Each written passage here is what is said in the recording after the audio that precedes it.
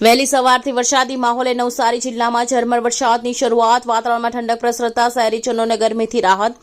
નવસારી જિલ્લામાં છેલ્લા ઘણા લાંબા સમયથી બફારા અને ગરમીથી શહેરીજનો ત્રસ્ત થયા હતા, ત્યારે આજે વહેલી સવારથી વરસાદી વાતાવરણ જામ્યું છે.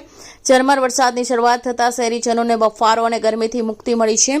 જૂન માસ તેના અંતિમ તબક્કાવાર છે અને જુલાઈની શરૂઆત થવા જઈ રહી છે. તેમ છતાં એકધારો વરસાદ નોંધાયો નથી. નવસારી જિલ્લામાં હાલ સુધીમાં સરેરાશ 4.25 ઇંચ વરસાદ નોંધાયો છે. ગયા વર્ષે 27મી જૂન સુધીમાં માત્ર 1.25 ઇંચ જેટલો જ વરસાદ પડ્યો હતો.